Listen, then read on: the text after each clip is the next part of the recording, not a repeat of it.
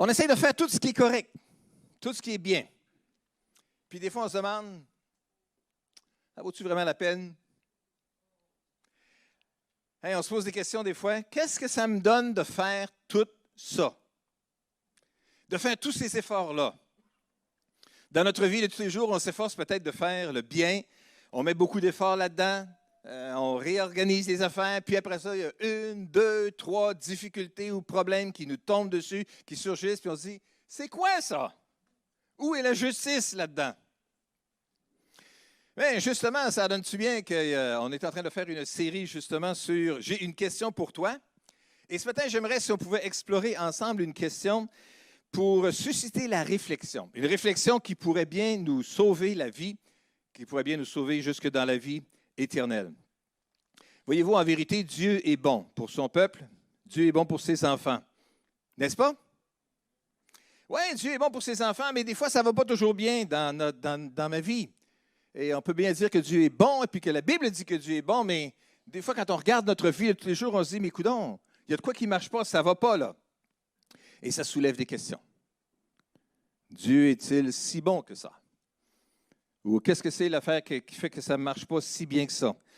Ce n'est pas d'hier qu'il y a quelqu'un qui se pose des questions à ce sujet-là. Savez-vous quoi?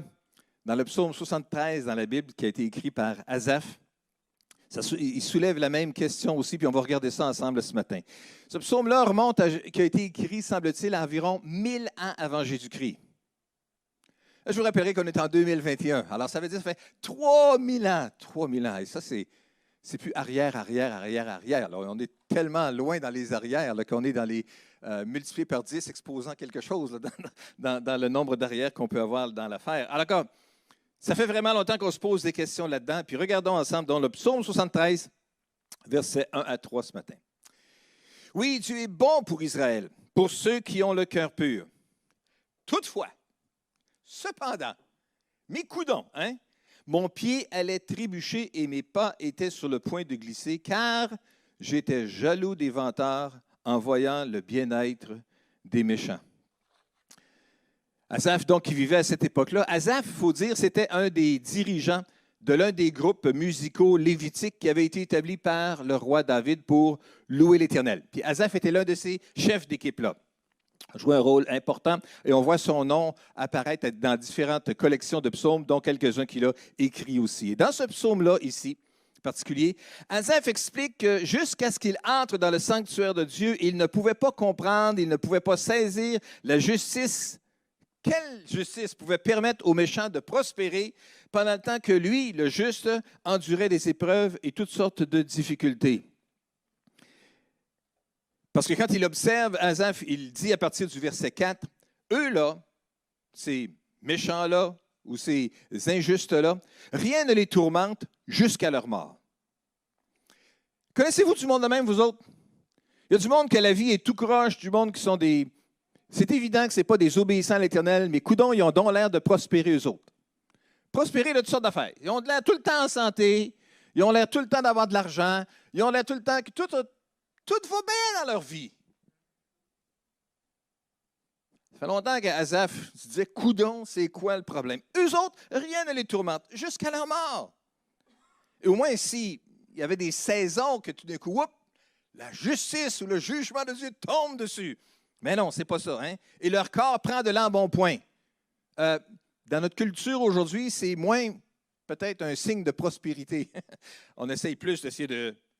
Même que malheureusement, des fois, on développe une culture de minceur qui est exagérée. Hey, quel que soit votre poids ce matin, prenez votre liberté devant l'Éternel. Je loue l'Éternel que je suis une créature si merveilleuse. Amen. Regardez votre voisin et dites-lui, je loue le Seigneur de ce que je suis une créature merveilleuse. Allez, même si le voisin est loin. Allez. Ah, oui, vous êtes une créature merveilleuse. Ça ne veut pas dire de ne pas faire d'efforts, mais ça veut dire qu'on n'a pas besoin de capoter tout le temps là-dessus. Toujours est-il que dans le temps de l'arrière Asaph, quand les gens avaient de l'embonpoint, c'était un signe de prospérité. Dans certaines cultures, c'est peut-être encore le cas aussi. Eux, ils n'ont aucune part aux souffrances humaines. Ils ne sont pas frappés comme le reste des hommes. Et c'est pourquoi ils se parent de l'orgueil comme d'un collier et la violence les enveloppe comme d'un manteau. Eux, ça va. Regarde comme ils sont bien. Puis à quelque part, on sent derrière ça tout le corollaire qui vient avec ça de la part de Asaph que mes coudons, c'est pas juste toute l'affaire. Il poursuit encore au verset 12. Non, on poursuit au verset 7, c'est ça. Leurs yeux ressortent dans un visage plein de graisse. Il faut comprendre la culture de l'époque. Hein? Et les mauvaises pensées de leur cœur débordent. Ça, on peut imaginer ça. Ils ricanent et parlent méchamment d'opprimés. Ils profèrent des discours hautains.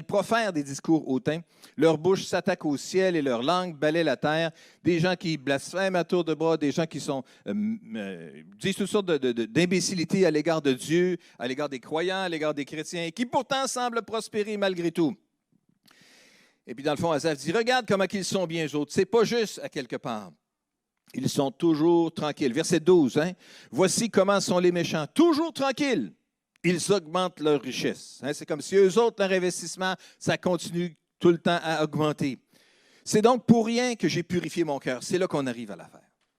C'est là qu'on arrive à ce qu'on trouve injuste.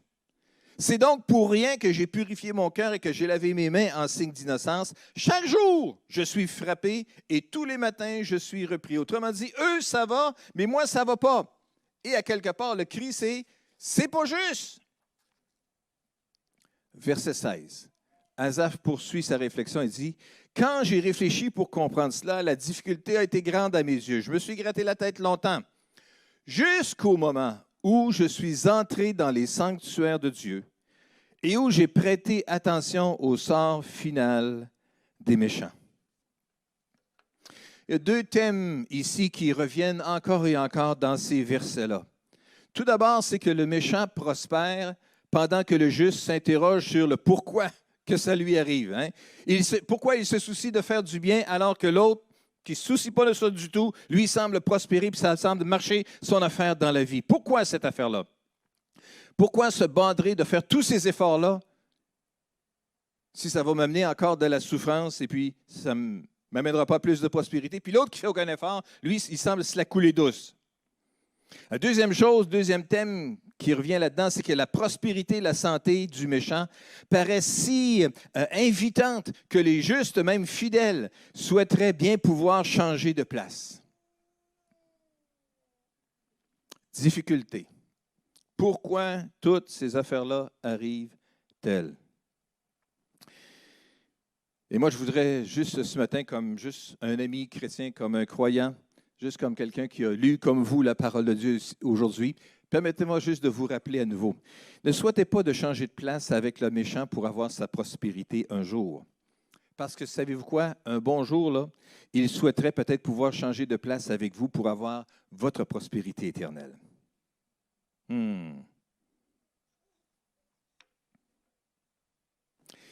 Parce qu'Asaph poursuit sa réflexion au verset 25.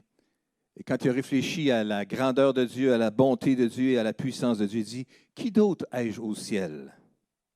Sur la terre, je ne prends plaisir qu'en toi.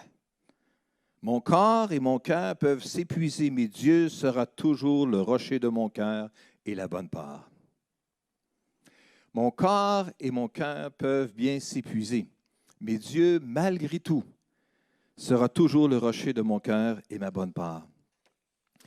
Asaph poursuit sa réflexion et termine finalement et conclut sa réflexion à ce sujet-là en disant, « Oui, ici-bas sur la terre, ce n'est pas le point final de toute existence humaine. Il y a quelque chose d'autre qui existe après, et ce quelque chose d'autre qui existe après, dans toute sa gloire et dans toute sa splendeur, ça vaut bien la peine d'endurer des moments d'injustice temporaires. Mais des fois, des petits bouts qui paraissent longs, comme disait l'autre à un moment donné, pour être capable de réaliser et de maintenir notre position spirituelle quant à notre destinée éternelle. Qui d'autre ai-je au ciel? Et sur la terre, je ne prends plaisir qu'à toi. Dans l'Ancien Testament, il y a quelqu'un d'autre qui réfléchissait à toute cette question-là aussi de la misère humaine et de la réflexion que nous avons vis-à-vis de ce que nous expérimentons. C'est le prophète Jérémie. Dans l'Ancien Testament, lui a réfléchi sur cette question, à quoi bon tout ça, dans le milieu du trouble, alors qu'il était environné de toutes sortes de troubles et réalisait ses propres péchés aussi. Il s'exprime dans Lamentation, chapitre 3, verset 19, « Souviens-toi de ma détresse et de ma misère, de l'absinthe et du poisson. » Autrement, du poisson. Juste avec un S, le poison, pas pareil. Parce que du poisson, ce n'est pas du poison. Du poisson, c'est bon. Que tous les enfants m'écoutent ce matin, du poisson, c'est bon. C'est bon pour la santé, oui. Mais ce que Jérémie dit ici, il ne parle pas de poisson, il parle de poison. Hein? J'ai de la détresse, j'ai de la misère, je vis toutes sortes de problèmes. Quand je me souviens, je sombre. Hein? Quand je réfléchis là-dessus, je sombre, je me décourage. Mais il poursuit au verset 21, « Mais voici ce que je veux méditer pour garder espoir. Les bontés de l'Éternel ne sont pas épuisées et ses compassions ne prennent pas fin. » Voici ce que je veux méditer. Voici ce qui va m'aider à garder espoir dans le milieu de l'injustice que je peux expérimenter sur la terre. Pourquoi eux autres, ça va bien et ils ne font pas d'efforts? Pourquoi moi, je fais plein d'efforts et que ça ne va pas bien? Si je pense à toute la misère que j'ai, ça ne m'encouragera pas. Si je pense à toutes les bontés de l'Éternel, ça va m'encourager. Et c'est ça que Jérémie écrit ici. Hein? Les bontés de l'Éternel ne sont pas épuisées, ses compassions ne prennent pas fin. Il poursuit même en disant, elles se renouvellent chaque matin.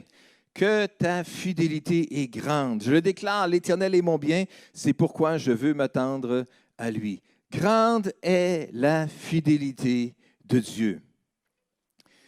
Jérémie a bien vu un rayon d'espérance, un rayon d'espoir au milieu du péché et de la désolation qui l'entourait. Il réalise que l'Éternel Dieu répond avec générosité lorsqu'on fait appel à lui, lorsqu'on lui demande son aide. Il réalise la fidélité de Dieu et la bonté de Dieu. L'amour infini de Dieu, sa compassion, sa miséricorde sont tellement plus grands que n'importe quel péché. Il nous promet le pardon. Si ce matin, vous m'écoutez et vous vous interrogez, pasteur, j'ai vécu une semaine difficile.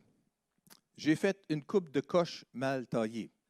En fait, je me suis planté pas à peu près. Pas fier de moi.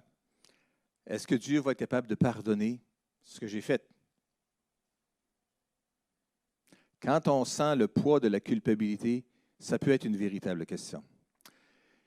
Mais quand on revient dans la présence de Dieu, quand on commence à réfléchir à la grandeur, à la bonté de Dieu et à sa fidélité, on peut être sûr qu'il est prêt à nous pardonner. La Bible nous dit que si nous confessons nos péchés, il est fidèle et juste pour nous les pardonner et nous purifier de toute iniquité. Fait que ce matin, si vous vous posez la question, est-ce que Dieu est capable de me pardonner? La réponse est oui, il est capable de vous pardonner. Et oui, il attend de vous pardonner. Il attend juste que simplement vous puissiez vous repentir, comme on dit, vous tourner de bord, puis vous dire, bien, pardonne-moi Seigneur, j'ai encore manqué mon coup cette fois-ci. Savez-vous quoi? Dieu est habitué à attendre ce genre de discours-là. Savez-vous quoi? Ça nous arrive à tous de se planter. En fait, la Bible nous dit que si nous n'avons pas de péché, nous faisons Dieu menteur. Alors Dieu n'est pas menteur. Jérémie connaissait lui aussi son expérience personnelle. Il connaissait que par son expérience personnelle, il avait vécu ce sentiment de déchéance, ce sentiment de culpabilité, ce sentiment de poids et de ne pas être capable de vivre à la hauteur de ce que Dieu voulait et sentait le poids de la culpabilité. Mais il a expérimenté aussi la grandeur de la fidélité de Dieu, la grandeur du pardon de Dieu. Et quand on expérimente la grandeur du pardon de Dieu et le soulagement que ça soulève et le poids qui débarque de sur nos épaules, on est capable de chanter la grandeur et la bonté de Dieu. Grande est ta fidélité, Dieu de fidélité. C'est un cantique que l'Église chante depuis des centaines d'années et qu'on va continuer à chanter sans aucun doute pendant des centaines d'années. Peut-être que l'air va changer, peut-être que le rythme va changer à travers les différentes générations, mais le message va demeurer encore le même. Chaque génération a besoin et expérimente tellement la grandeur de la fidélité de Dieu. Il n'y a pas si longtemps, on chantait encore « Ta fidélité est grande ». Ou, en anglais, « Great is thy faithfulness », hein? Dieu de fidélité. On va la chanter encore. On va prendre un nouvel air ou non, mais on va chanter encore la grandeur de la fidélité de Dieu, ça c'est sûr et certain. Faire confiance dans la fidélité de Dieu de jour en jour nous rend confiants dans ces grandes promesses qu'il a pour le futur, qu'il nous réserve pour chacun d'entre nous et les choses qu'il souhaite accomplir dans nos vies. Jérémie poursuit dans le verset 25 en disant « L'Éternel a de la bonté pour celui qui compte sur lui. et pour celui qui le recherche. Amen. Dieu a de la bonté pour ceux qui comptent sur lui. Même dans le milieu des circonstances pénibles et difficiles qu'on peut expérimenter et injustes avec nos yeux humains. Il est bon d'attendre en silence le secours de l'Éternel. Ça, c'est toujours un bon conseil. Et ça, c'est toujours une bonne position à avoir. Attendre dans la confiance, dans le silence, le secours de l'Éternel. Viens, Seigneur, et interviens. Avez-vous des prières qui sont encore en attente? Avez-vous des souhaits qui ne sont pas encore réalisés? Y a-t-il des choses que vous avez exprimées à Dieu, des prières que vous avez faites à 2, 3, 4 ou 200-300 fois, et puis c'est toujours pas réalisé? Je vous dis juste, gardez votre confiance. Dieu est fidèle. Il va accomplir fidèlement ses promesses envers chacun d'entre nous. Il va le faire. La question, dans le fond, qu'on se pose, qu'est-ce que ça me donne de faire tout ça, de faire tous ces efforts-là, devrait peut-être à quelque part être examiné avec une autre perspective, avec une perspective qui est plus éternelle. Au lieu de se poser la question à partir de notre expérience, de se poser la question à partir de l'éternité. Un jour, Jésus a posé une question pas mal éloquente et qui continue à retentir dans notre pensée, dans notre réflexion, qui va mener à la réflexion. Il a posé cette question-là à ses disciples après avoir lancé tout un défi, après leur avoir lancé tout un défi. Dans Matthieu chapitre 16, au verset 24, nous voyons que Jésus dit à ses disciples, « Si quelqu'un veut être mon disciple, qu'il renonce à lui-même, qu'il se charge de sa croix et qu'il me suive. En effet, celui qui voudra sauver sa vie la perdra, mais celui qui la perdra à cause de moi la retrouvera. » Lorsque Jésus a utilisé cette image-là de ses disciples qui prenaient leur croix pour le suivre, les disciples savaient ce qu'il voulait dire, parce que la crucifixion était une méthode communément utilisée d'exécution par les Romains. Les criminels condamnés devaient donc transporter leur croix à travers les rues de la ville où le jugement avait eu lieu et jusqu'à leur lieu d'exécution. La crucifixion était un jugement tellement sévère que les citoyens romains n'étaient pas crucifiés. C'était que pour les autres de moins de gamme peut-être que les grands citoyens romains. Ainsi, suivre Jésus signifiait donc un véritable engagement et portait pour les disciples de Jésus le risque véritable de mourir sans la possibilité de retourner en arrière. La possibilité de perdre leur vie pour les disciples de Jésus à l'époque était très réelle. Pour les disciples et pour Jésus, en fin de compte. Suivre Jésus implique un réel engagement. Ça, c'est l'idée pour chacun d'entre nous aujourd'hui. Un réel engagement, une allégeance à son service pour toute notre existence. Si on essaye d'épargner notre vie physique de la mort, de la douleur ou de l'inconfort, nous pouvons risquer de perdre notre vie éternelle. Si nous ne cherchons qu'à nous protéger de la douleur, nous commencerons à mourir peut-être spirituellement et émotionnellement. Ça ne veut pas dire que la souffrance égale la vie éternelle et que le bonheur sur la terre égale que tu t'en vas en enfer. Ce n'est pas ça que ça veut dire. Mais ça veut dire que dans notre vie, on devrait avoir la perspective de pas juste qu'est-ce que j'expérimente maintenant, mais où est-ce que je m'en vais au juste. Et donc, on devrait donc faire nos choix en fonction de cet objectif-là. Notre vie se tourne vers soit lorsqu'on ne vise que s'épargner la souffrance, s'épargner les difficultés. Et nous perdons notre objectif. Lorsque nous donnons notre vie au service de Jésus, nous découvrons alors la véritable raison de vivre qui est servir Christ, glorifier Dieu dans notre vie. Après avoir lancé ce défi-là à ses disciples, Jésus leur pose la question que j'aimerais qu'on puisse se poser aussi aujourd'hui et qui est l'élément essentiel de ce message. Que servira-t-il à un homme de gagner le monde entier s'il perd son âme? Ou que pourra donner un homme en échange de son âme? À quoi ça va servir d'accumuler record par-dessus record, richesse par-dessus richesse, gloire par-dessus gloire, médaille par-dessus médaille d'accomplissement, si au bout de la ligne, je perds mon âme? Ça ne veut pas dire qu'on ne devrait pas rechercher à améliorer notre sort. Ça ne veut pas dire qu'il y a des problèmes à chercher à améliorer notre situation. Mais ça veut dire qu'alors qu'on le fait d'une façon naturelle, On devrait aussi, nous, les croyants, les disciples de Jésus, garder à notre pensée la réflexion, est-ce que ça va avoir, quel effet ça va avoir dans ma relation avec Dieu? Quel effet ça va avoir dans ma vie éternelle? À quoi ça servirait? Au lieu de me poser les questions, à quoi ça sert de faire tous ces efforts-là? Si les injustes, eux, continuent à prospérer, on devrait plutôt se poser la question, à quoi servirait-il à un homme de gagner le monde entier s'il perd son âme? Voilà la bonne question à se poser. À quoi ça sert tout le reste si la destinée, c'est la perdition?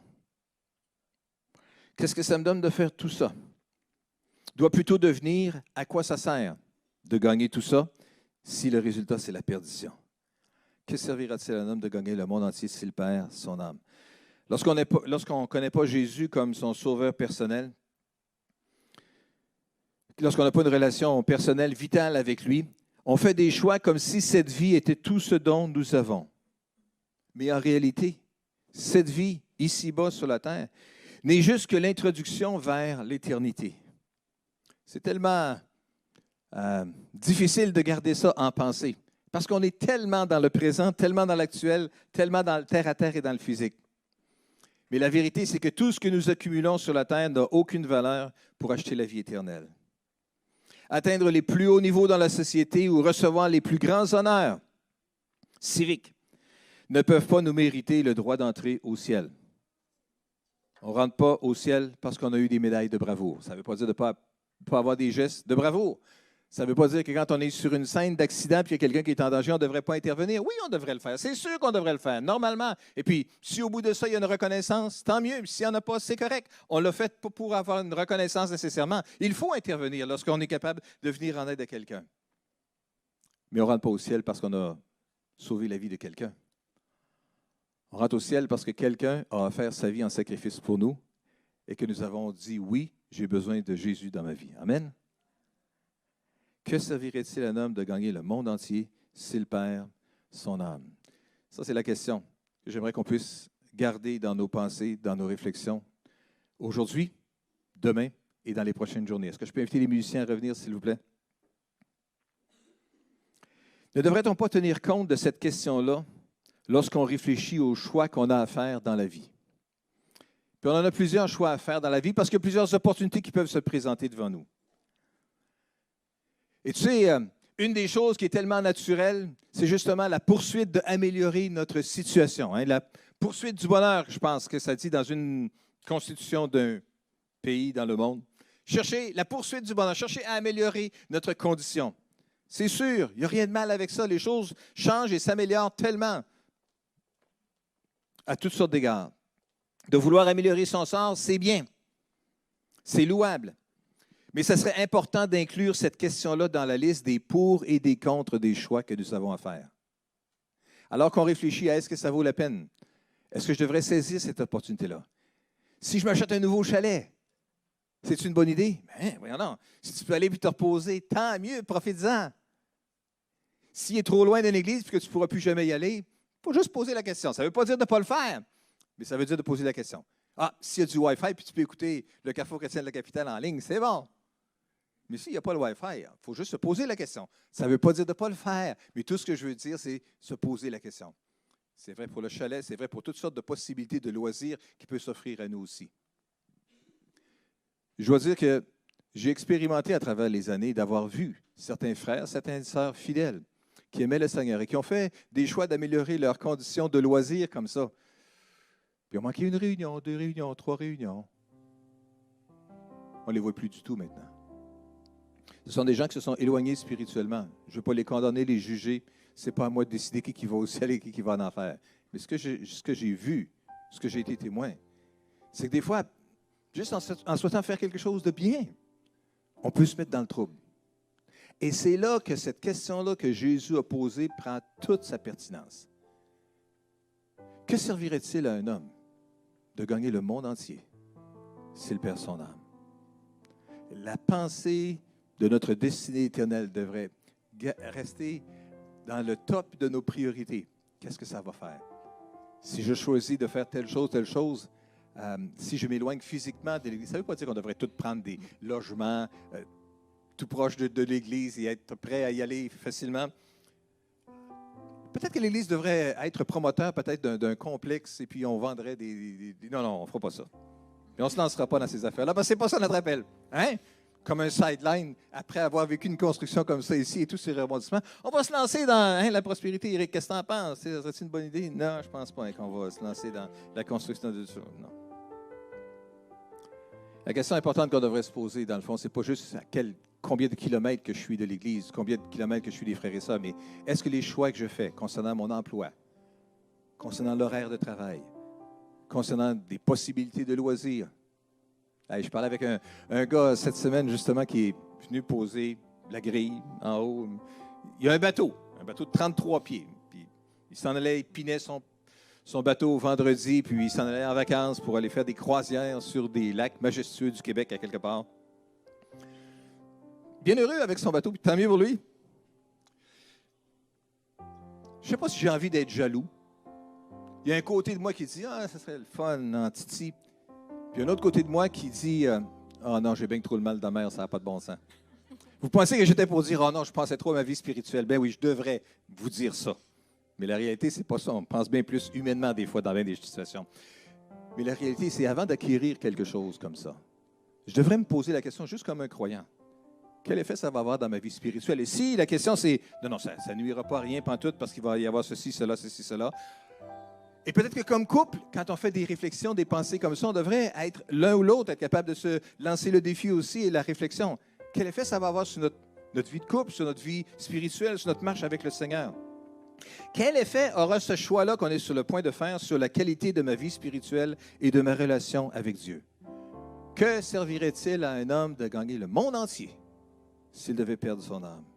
Si ce choix-là risque de nuire à ma vie spirituelle, alors il faudrait peut-être y réfléchir encore une fois avant de s'engager sur ce chemin-là.